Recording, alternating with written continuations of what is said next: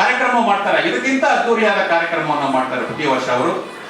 ಸಾಮಾಜಿಕ ಕಳಕಳಿ ಇರುವಂತ ಪತ್ರಕರ್ತರಿಗೆ ಹಲವಾರು ಜನ ಇದ್ದಾರೆ.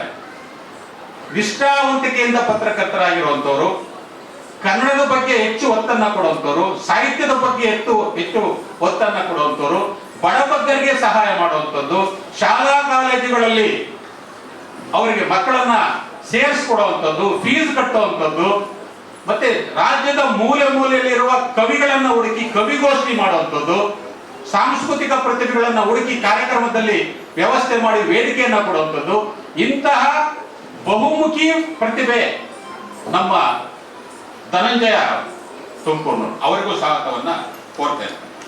ಮತ್ತೆ ಈ ಕನ್ನಡಿಗರ ಸ್ನೇಹಕೂಟದ ಸಂಸ್ಥೆ ಇವತ್ತು 20ನೇ ವರ್ಷಕ್ಕೆ ಕಾಲಿಟ್ಟಿದೆ ಅನ್ನೋದಕ್ಕೆ ಹಲವಾರು ಜನ ನನಗೆ ಕೈ ಸೇರಿಸಿದ್ದಾರೆ, ಭುಜಕ್ಕೆ ಭುಜವನ್ನ ಸೇರಿಸಿದ್ದಾರೆ, ಹೃದಯಕ್ಕೆ ಹೃದಯವನ್ನ ಸೇರಿಸಿದ್ದಾರೆ ಅಂತ ಹೇಳ್ಬೋದು. ಅಂತಹ ನಮ್ಮ ಕನ್ನಡಿಗರ ಸ್ನೇಹಕೂಟದ ಸದಸ್ಯರಲ್ಲಿ, ಸದಸ್ಯ ಅಂತ ಹೇಳೋದಕ್ಕೆ ಕಡಿಮೆ ಆಗ್ತದೆ, ಪೋಷಕರಾಗಿ ನಾನು ಸುಮ್ಮನೆ ಇದ್ರು ಅವರು ಸುಮ್ಮನೆ ಇರಲ್ಲ. ಈ 20 ವರ್ಷ ಮುಟ್ಟೋದಕ್ಕೆ ಕಾರಣ ಆದಂತ ನನ್ನ ಮಿತ್ರ ಪ್ರಭಾಕರ್ ಅವರು ಒಂದು ನೂರಾರು ಜನಕ್ಕೆ ಉದ್ಯೋಗವನ್ನ ಕೊಟ್ಟು, ಕನ್ನಡ ಕೆಲಸಕ್ಕೆ ಒತ್ತನ್ನು ಕೊಟ್ಟು, ಇಂತಹ ಸಂಸ್ಥೆಗಳನ್ನು ನಡೆಯೋದಕ್ಕೆ ಸಹಕಾರ ಮಾಡುವಂತ ಪ್ರಭಾಕರ್ ಅವರು ನಮ್ಮ ಸಂಸ್ಥೆಯ ಬೆನ್ನೆಲುಬು ಅಂತ ಹೇಳ್ಕೋಬಹುದು. ಅವರಿಗೂ ಸಹ ನಾನು ಸ್ವಾಗತವನ್ನ ಕೋರ್ತೇನೆ. ಮತ್ತೆ ಈ ಭಾಗದ ಪಠ್ಯದ ವಿಷಯದಲ್ಲಿ ಮತ್ತು ಪಠ್ಯೇತರ ವಿಷಯಗಳಲ್ಲೂ, ಸಾಮಾಜಿಕ ವಿಷಯಗಳಲ್ಲೂ, ಸಾಂಸ್ಕೃತಿಕ ವಿಷಯಗಳಲ್ಲೂ ಈ ಸಮಾಜದ ಜವಾಬ್ದಾರಿಯನ್ನು ಹೊತ್ತು ನಿಷ್ಠೆಯಿಂದ ಹಲವಾರು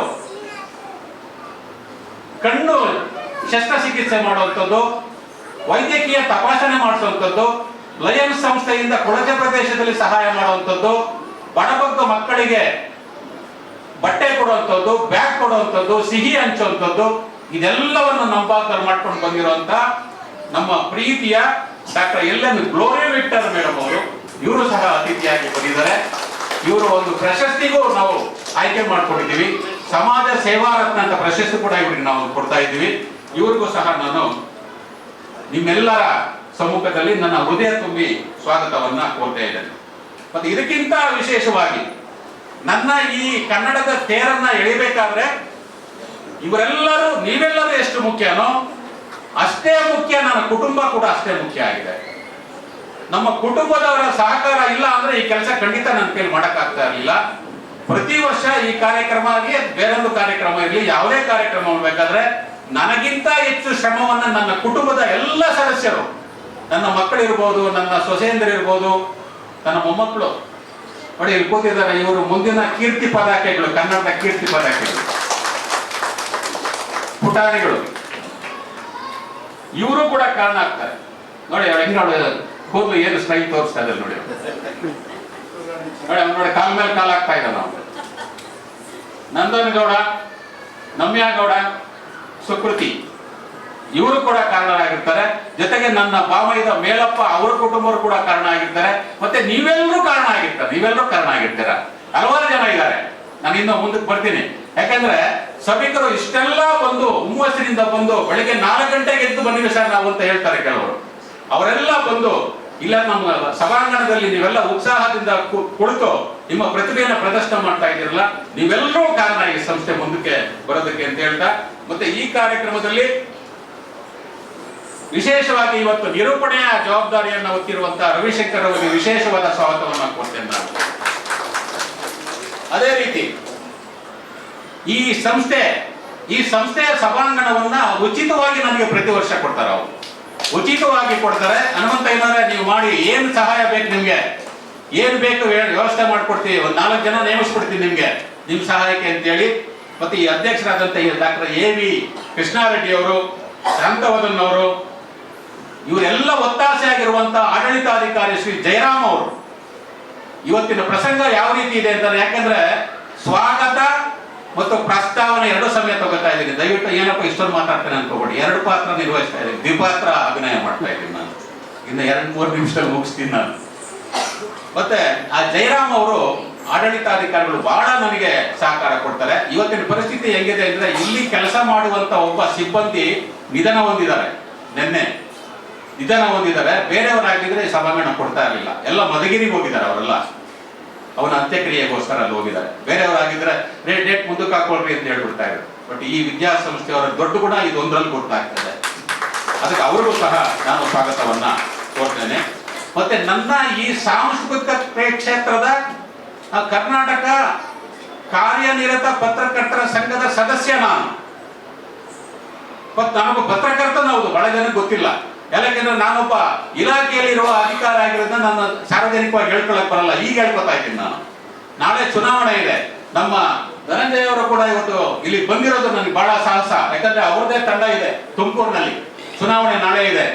ಅದಕ್ಕೋಸ್ಕರ ಇದಕ್ಕೆಲ್ಲ ಕಾರಣಕರ್ತ ಯಾಕಿದನ್ನು ಹೇಳ್ತಾ ಇದ್ದೀನಿ ಅಂದ್ರೆ, ರು ಬಸಪ್ಪ ಅಂತ ಹಿರಿಯರು, ನನ್ನ ಗುರುಗಳು, ಅವರು ವಿಶೇಷ ಆಹ್ವಾನಿತರಾಗಿ ಬರಬೇಕಾಗಿತ್ತು. ಅವರು ವಯೋಸಹಜ ತೊಂದರೆಯಿಂದ ಬರಕ್ಕಾಗಿಲ್ಲ. ಅವರ ಅನುಪಸ್ಥಿತಿಯಲ್ಲಿ ಅವ್ರಿಗೂ ಸ್ವಾಗತವನ್ನು ಕೇಳ್ತೀನಿ.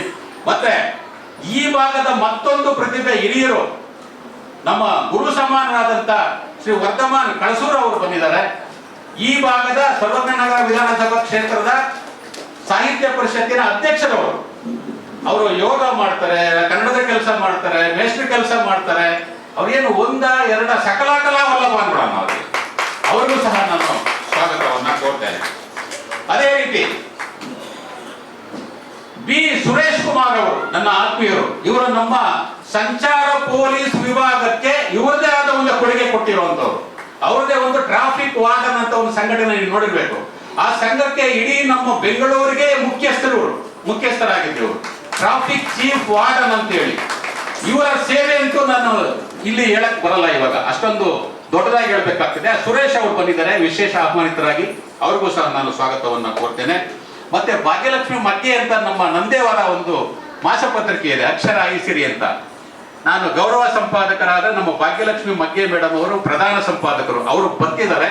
ಅವರಿಗೆ ಅನುಪಸ್ಥಿತಿಯಲ್ಲಿ ಅವ್ರಿಗೂ ಸ್ವಾಗತವನ್ನ ಕೋರ್ತೇನೆ. ಮತ್ತೆ ಬಿ ನಾಗೇಶ್ ಅವರು ಶಾಂತಿನಗರ ಅವ್ರದೇ ಆದ ಜಾಗೃತಿ ಟ್ರಸ್ಟ್ ಅಂತ ಕನ್ನಡ ಸಂಘಟನೆ ಇಟ್ಕೊಂಡಿದೆ. ಅವ್ರು ಬಂದು ಸೇರ್ಕೋತಾರೆ. ಅನುಪಸ್ಥಿತಿಯಲ್ಲಿ ಅವ್ರಿಗೂ ಸ್ವಾಗತವನ್ನ ಕೋರ್ತೇನೆ. ಮತ್ತೆ ಮತ್ತೊಬ್ಬ ನನ್ನ ಅಂತರಂಗದ ಮಿತ್ರ ಜೆಪಿ ಅಂತ ಇದ್ದಾರೆ. ಜಯಪ್ರಕಾಶ್ ಅಂದ್ರೆ ಗೊತ್ತಾಗಲ್ಲ, ಜೆಪಿ ಅಂದ್ರೆ ಗೊತ್ತಾಗ್ತದೆ. ಬಂದು ಸೇರ್ಕೋತೀನಿ ಅಂತ ಹೇಳಿದ್ದಾರೆ. ಅವರ ಕೊಡುಗೆ, ಅವರ ಧೈರ್ಯ, ಅವರ ಒಂದು ಪ್ರೋತ್ಸಾಹ ನನಗೆ ಮಾದರಿಯಾಗಿದೆ. ಅವರ ಅನುಪಸ್ಥಿತಿಯಲ್ಲಿ ಅವ್ರಿಗೂ ಸಹ ನಾನು ಸ್ವಾಗತವನ್ನ ಕೋರ್ತೇನೆ. ಮತ್ತೆ ಮತ್ತೊಬ್ಬ ಸಾಮಾಜಿಕ ಕಳಕಳಿ ಇಟ್ಟುಕೊಂಡಿರುವಂತ ಒಬ್ಬ ನನ್ನ ಆತ್ಮೀಯ ಮಿತ್ರ, ಅವರು ಹಿಂದೆ ಕೂತ್ಕೊಂಡಿದ್ದಾರೆ. ಮುಂದೆ ಬನ್ನಿ ಅಂತಂದ್ರೆ ಸಂಕೋಚ ಪಡ್ತಾರೆ. ಜಯರಾಮ್ ಅಂತ ಹೇಳಿ, ದೊಡ್ಡ ಬಾಣಸವಾಡಿಯ ಜಯರಾಮ್ ಸರ್ ಅವರು ಕಾರ್ಪೊರೇಟರ್ ಆಗಿ ಕೆಲಸವನ್ನು ನಿಭಾಯಿಸಿದಂತವರು. ಅವರು ಕೂಡ ಬಂದಿದ್ದಾರೆ. ನನ್ನ ಆತ್ಮೀಯ ಹಿತೈಷಿಗಳು, ವಿಶೇಷ ಆಹ್ವಾನಿತರಾಗಿ ಅವರು ಸಹ ಸ್ವಾಗತವನ್ನ ಕೋರ್ತೇನೆ. ಮತ್ತೊಬ್ಬ ಈ ನಾಡು ಕಂಡಂತ ಪ್ರತಿಭಾವಂತರ ಪತ್ರಕರ್ತರು ಸೋಮಶೇಖರ್ ಖಿಲಾರಿ ಅಂತ ಪಕ್ಕದಲ್ಲೇ ಕೂತಿದ್ದಾರೆ. ವಿಜಯ ಕರ್ನಾಟಕದಲ್ಲಿ ಒಂದು ಅತ್ಯುತ್ತ ಜವಾಬ್ದಾರಿಯುತ ಸ್ಥಾನವನ್ನು ಅಲಂಕರಿಸಿದ್ದಾರೆ. ನಮಗೆ ತುಂಬಾ ಆತ್ಮೀಯರಾದಂತ ಅವರು ಬಂದಿದ್ದಾರೆ. ಅವ್ರಿಗೂ ಸಹ ಸ್ವಾಗತವನ್ನ ಕೊಡ್ತೇನೆ. ಮತ್ತೆ ಶ್ರೀಧರ್ ಅವರು ನಮ್ಮ ಸಂಘಟನೆಯ ಪ್ರಮುಖ ಹಿರಿಯರು, ಸಾಹಿತ್ಯ ಪರಿಷತ್ತಿನ ಹಿರಿಯರು, ಅವರು ಬಂದು ಸೇರ್ಕೊತಾರೆ. ಅನುಪಸ್ಥಿತಿಯಲ್ಲಿ ಅವ್ರಿಗೂ ಸ್ವಾಗತ ಕೋರ್ತೇನೆ. ಮತ್ತು ಬೆಮಲ್ ಸೆಲ್ವಕುಮಾರ್ ಅಂತ ಹಿತೈಷಿಗಳು, ಪತ್ರಕರ್ತರು, ಅವರ ಅನುಪಸ್ಥಿತಿಯಲ್ಲಿ ಅವ್ರಿಗೂ ಬಂದಿದ್ದಾರೆ ಅನ್ನೋ ಗೊತ್ತಾಗ್ತಿಲ್ಲ, ಅನುಪಸ್ಥಿತಿ ಅಂತ ಹೇಳ್ತಾ ಇದ್ದೀನಿ. ಮತ್ತೆ ಪದ್ಮಾವತಿ ಚಂದ್ರು ಬರಬೇಕಾಗಿದೆ. ಅವರು ಜೆಪಿ ನಗರ ಆ ಕಡೆಯಿಂದ ಬರಬೇಕು. ಅವ್ರಿಗೂ ಸ್ವಾಗತವನ್ನ ಕೋರ್ತೇನೆ. ಮತ್ತೆ ಶಿವಸ್ವಾಮಿ ಅವರು ನೋಡಿದೆ, ಶಿವಸ್ವಾಮಿ ಅವರು ನೋಡಿ, ನೀವು ಹಿಂದೆ ಕೂತ್ಕೊಂಡ್ರೆ ಹೆಂಗೆ ಸರ್, ಸ್ವಲ್ಪ ದಯವಿಟ್ಟು ಹಿಂದಕ್ಕೆ ತಿರುಗಿ ನೋಡಿ. ನಾನು ಶಿವಸ್ವಾಮಿ ಅವ್ರಿಗೆ ನೋಡಿ, ಇವರು ಇಡೀ ರಾಜ್ಯದ ಯಾವ ಊರಿಗೆ ಕರೆದ್ರು ಆ ಊರಿಗೆ ಹೋಗಿ ಕಾರ್ಯಕ್ರಮ ಮಾಡ್ತಾರೆ. ಈ ತರ ಕಾರ್ಯಕ್ರಮ ಯಾವುದೇ ಊರಿಗೆ ಕರೀಲಿ, ಸರ್ ನಮ್ಮೂರಿನಲ್ಲಿ ಇಂಥ ಗಾಯಕರಿದ್ದಾರೆ ಸರ್, ಒಂದು 20 ಜನ ಗಾಯಕರಿದ್ದಾರೆ, ಕವಿಗಳಿದ್ದಾರೆ ಅಂದ್ರೆ ಅಲ್ಲೇ ಹೋಗಿ ಕಾರ್ಯಕ್ರಮ ಮಾಡ್ಬಿಡ್ತಾರೆ. ಎಲ್ಲೂ ಇಲ್ಲ ಅಂದ್ರೆ ಯಾವ್ದಾದ್ರು ಸ್ಕೂಲಲ್ಲಿ ಮಾಡ್ಬಿಡ್ತಾರೆ. ಯಾರು ಇಲ್ಲ ಅಂತಂದ್ರೆ ಒಂದು ಬೆಟ್ಟಕ್ಕೆ ಹೋಗ್ಬಿಡ್ತಾರೆ, ಬೆಟ್ಟದಲ್ಲಿ ಮಾಡ್ಬಿಡ್ತಾರೆ ಕಾರ್ಯಕ್ರಮ. ಅಂತಹ ಒಬ್ಬ ಕನ್ನಡದ ಪರಿಚಾರಕರು ಅವರು. ಅವ್ರಿಗೂ ಸ್ವಾಗತವನ್ನ ಕೋರ್ತೇನೆ. ಅದೇ ರೀತಿ ನಮ್ಮ ಸದಾಶಿವಯ್ಯ ಜರಗನಹಳ್ಳಿ ಅವರು ಅವರು ತಡವಾಗಿ ಬಂದು, ನಾನು ಹೊಡಬೇಕಾಗಿದೆ ಸರ್, ಬೇರೆ ನಾನು ಎಲ್ಲೋ ಮನೆ ದೇವ್ರಿಗೆ ಹೋಗ್ಬೇಕು ಅಂತ ಕೇಳ್ಕೊಂಡಿದ್ದಾರೆ, ಬರ್ತಾರೆ. ಅವ್ರಿಗೂ ಸ್ವಾಗತ ಕೊಡ್ತೇನೆ. ಮತ್ತೊಬ್ಬ ನಾನು ನಿನ್ನೆ ತಾನೇ ಭೇಟಿಯಾಗಿದ್ದೆ ಅವ್ರಿಗೆ. ಒಬ್ಬ ಸಾಮಾನ್ಯ ವ್ಯಕ್ತಿ ನೆಲಕ್ಕೆ ಬಿದ್ದೋಗಿ ಕೂತ್ಕೊಂಡು ನಿಂತ್ಕೊಂಡು ಇವತ್ತು ಕನ್ನಡದ ಬಾವುಟ ಹಿಡ್ಕೊಂಡು ಮೆರೆದಾಡ್ತಾನೆ ಅನ್ನೋದಕ್ಕೆ ನಮ್ಮ ಪರಮೇಶ್ ಅವರು ಕಾರಣ. ಇವರ ಹತ್ರ ಮಾತಾಡೋದು. ಅವರ ಜೀವನದ ಗಾಥೆ ನಾನು ಕೇಳ್ಬಿಟ್ಟು ನಾನೇ ಸುಸ್ತಾಗ್ಬಿಟ್ಟೆ.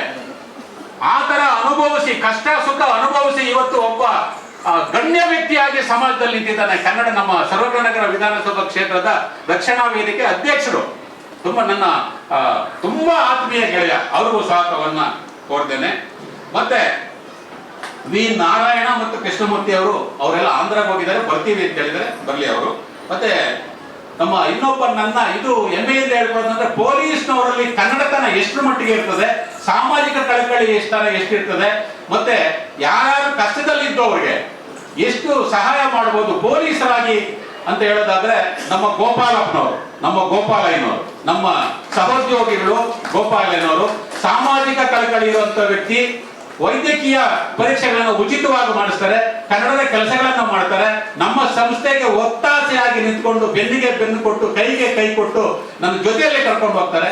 ಗೋಪಾಲಯ್ಯನವ್ರಿಗೂ ಸ್ವಾಗತವನ್ನ ಕೋರ್ತೇನೆ. ಮತ್ತೆ ಮುಬಾರಕ್ ಪಾಷಾ ಅವರು ಒಂದು ಸಂಘಟನೆ ಇದೆ, ಬರ್ತಾರೆ. ಮತ್ತೆ ರೇಣುಕಾ ಪ್ರಸನ್ನ ಅವರು ಆರೋಗ್ಯ ಸಮಸ್ಯೆ ತಡವಾಗಿ ಬರ್ತೀನಿ ಅಂತ ಹೇಳಿದ್ದಾರೆ.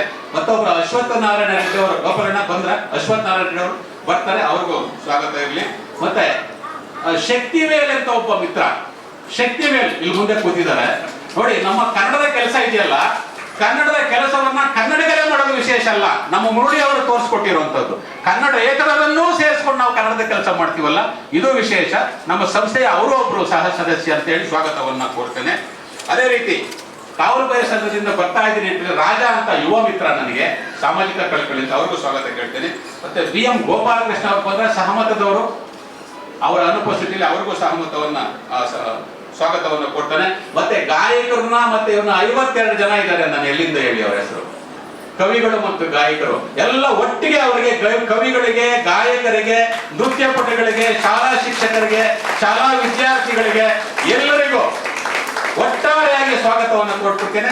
ದಯವಿಟ್ಟು ಅನ್ಯತಾ ಭಾವಿಸ್ಬೇಡಿ, ಸಮಯಾಭಾವದ ಕಾರಣ ಇದೇ ಜಾಸ್ತಿ ಆಯ್ತು ಅಂತ ಕಾಣ್ತದೆ. ಆದ್ರೆ 2 ಕೆಲಸ ನಾನು ಮಾಡಿದ್ದೀನಿ, ಸ್ವಾಗತ ಭಾಷಣ ಮತ್ತು ಪ್ರಾಸ್ತಾವಿಕ. ದಯಮಾಡಿ ಎಲ್ಲರೂ ಪ್ರತಿಭಾ ಪ್ರದರ್ಶನ ಮಾಡಿದ ಮೇಲೆ ಶಾಲೆಯ ಮಕ್ಕಳು ಅಭಿನಂದನಾ ಪತ್ರ ಇರುತ್ತೆ, ಒಂದು ಕೊಡುಗೆ ಇರುತ್ತೆ, ಅದು ತಗೊಂಡು ಹೋಗಿ ಶಾಲೆಯ ಮಕ್ಕಳು. ಮತ್ತೆ ಕವನವಾಚನ ಮಾಡುವಂತವ್ರು, ಗಾಯನ ಮಾಡಿರುವಂತವ್ರು, ಗಣ್ಯರ ಕೈಯಿಂದ ಅವ್ರು ಏನು ಕೊಡುಗೆ ಕೊಡ್ತಾರೋ, ಅವರೇನು ಒಂದು ನೆನಪಿನ ಕಾಣಿಕೆ ಕೊಡ್ತಾರೋ ಅದು ತಗೊಂಡು ಊಟ ಮಾಡಿಕೊಂಡು ನಮ್ಮ ಜೊತೆಲಿ ಸಹಭೋಜನ ಮಾಡಿಕೊಂಡು ಒಂದು 2 ಗಂಟೆ ಆಗ್ಬೋದು, 3 ಗಂಟೆ ಆಗ್ಬೋದು, ಹೇಳಕ್ಕಾಗೋದಿಲ್ಲ. ದಯವಿಟ್ಟು ನಮ್ಮ ಜೊತೆಯಲ್ಲಿದ್ದು ಕನ್ನಡದ ಕೆಲಸವನ್ನ ಮಾಡೋದಕ್ಕೆ ನೀವೆಲ್ಲರೂ ನನಗೆ ಹೆಚ್ಚಿನ ಶಕ್ತಿ ಕೊಡ್ತೀರಾ ಅಂತ ಹೇಳಿ ನನ್ನ ಮಾತನ್ನು ಮುಗಿಸ್ತೇನೆ. ಜೈ ಹಿಂದ್, ಜೈ ಕನ್ನಡ.